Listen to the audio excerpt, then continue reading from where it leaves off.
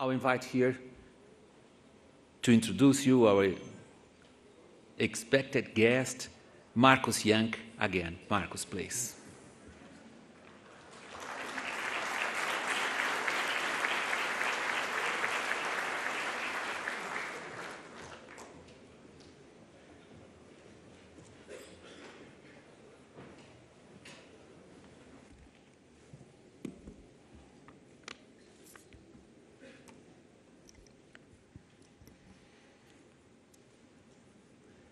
I am extremely honored to introduce President Clinton to this audience on the first day of our conference.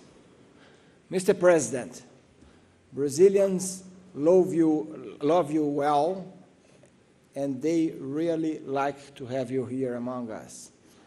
At times like this, who wouldn't appreciate a man who erased budget deficits and enabled the longest economic expansion in U.S. history? And for all of that, in our ever more interconnected world, and especially in Brazil, we are eternally grateful. But there were some hiccups, like the one almost 11 years ago when you signed the highway bill that included the extension of the 54 cents per gallon tariff on imported ethanol. But hey, nobody's perfect, right? But seriously, Mr. President, after leaving office, during these last 8 years, you have dedicated your life to building communities around the world through meaningful, practical solutions. Whether it's providing access to essential medicines, retrofitting buildings to be more energy efficient, or even helping small countries improve agricultural productivity, you have shown how change is possible. Thank you for your leadership, Mr. President. And I was reading some of your speeches from prior visits to Brazil and was struck by something you said back in October 1997. In Brasilia, you said, "In a world where nations are still torn apart because some people fight over their differences, when they should respect, accommodate, even celebrate them, Brazil and the United States have a special ability and the responsibility to show a better way." As we reach for the future, America reaches out to Brazil with a hand of friendship and a pledge of partnership. We share a vision of a better tomorrow. President Clinton, those words are as relevant today as they were that night in Brasilia. As we stand here at the start of the 21st century, I think you will agree that our greatest challenge is how to tackle this very real climate crisis. Not by pointing fingers or raising barriers, but with friendship and partnership. We are convinced that our work here in Brazil is answering challenge to produce and consume energy in a way that improves, not endangers, our future. That is what we have been doing in the sugarcane industry every day for 3 decades. Brazil has one of the cleanest energy matrices in the world. Renewable energy accounts for 46% of our total energy use. Sugarcane, which is used to produce ethanol and bioelectricity, is now the #1 source of renewable energy in Brazil. We are very proud about being #1, and not just on soccer fields. Since the late 70s, sugarcane ethanol has led to a net reduction in greenhouse gas emissions of around 600 million tons of CO2 equivalent. To achieve the same effect over a 20-year period, we would need to plant 2 billion, not million, trees. Sugarcane ethanol delivers a 90% reduction in greenhouse gases compared to gasoline. No existing biofuel today does better. Even your Vice President, Al Gore, said as much during recent testimony in the US Senate. But while this is the ethanol summit, ethanol is not all that we do with sugarcane. Beyond supplying the world with 20% of sugar demand, our mills generate their own power from the cane biomass and sell the surplus electricity to the grid. Already we supply today 3% of Brazil's electricity needs. By 2015, the sector will supply 13% of the country's demand for electricity. While some countries are building coal power plants that add carbon to the atmosphere, we are harnessing the power of agriculture to deliver a very diverse range of value-added products, including food, feed, fuel, bioplastic, and yes, bioelectricity, all the while reducing our carbon footprint.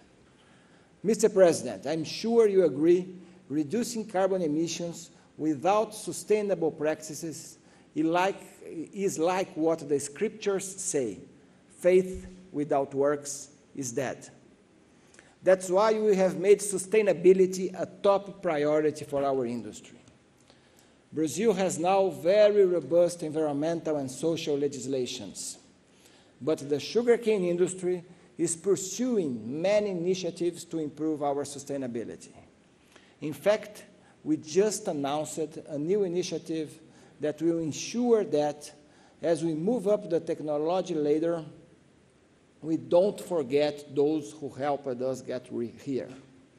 This morning, we launched the largest ever retraining project for sugarcane workers in the world.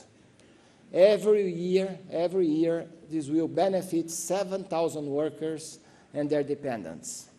This is part of our continuing response to the challenges posed by mechanization. Finally, we are proud that sugarcane expansion does not impair food security.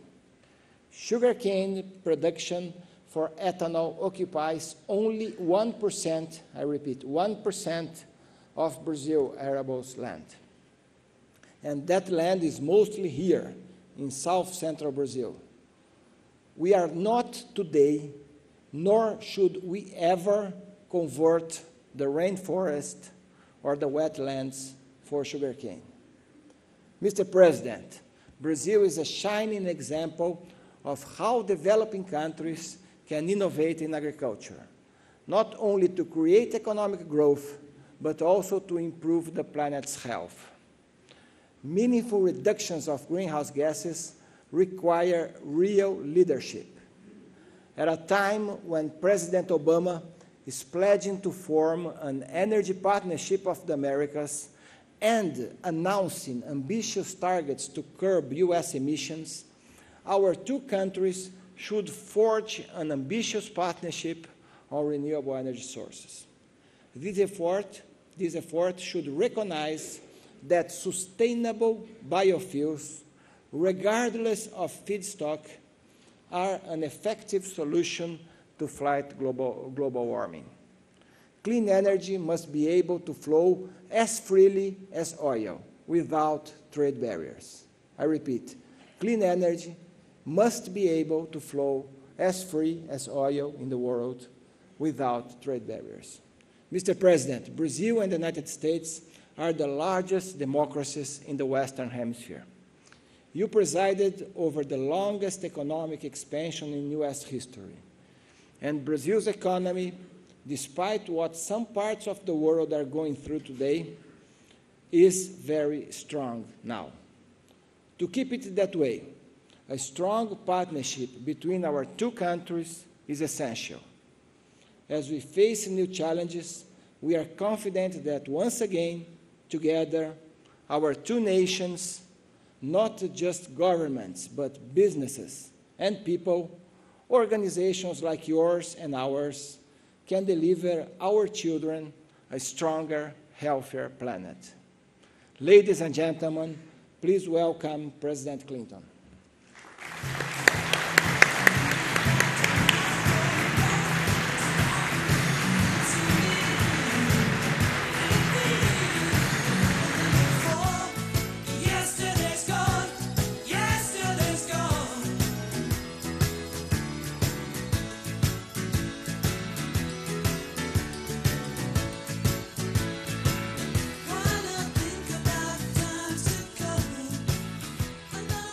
President, we have a memento for you, so let me ask our children to come here and I will explain that. Thank you.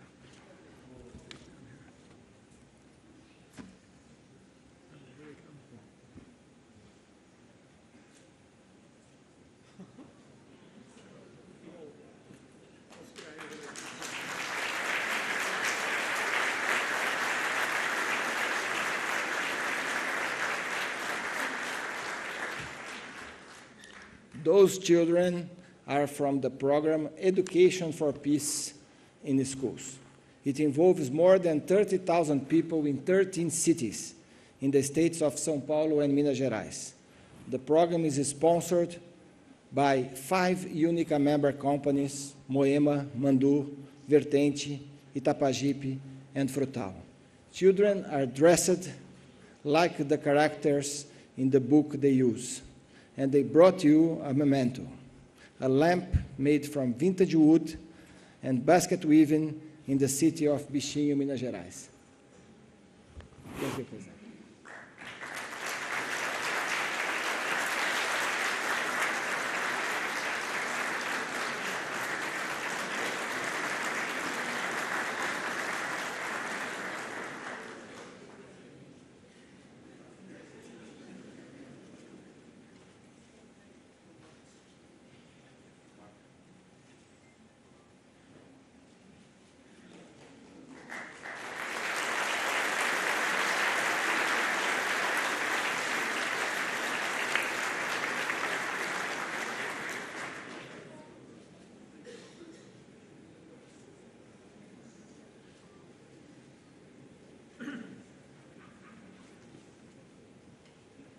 Thank you very much. Let's give the children another round of applause.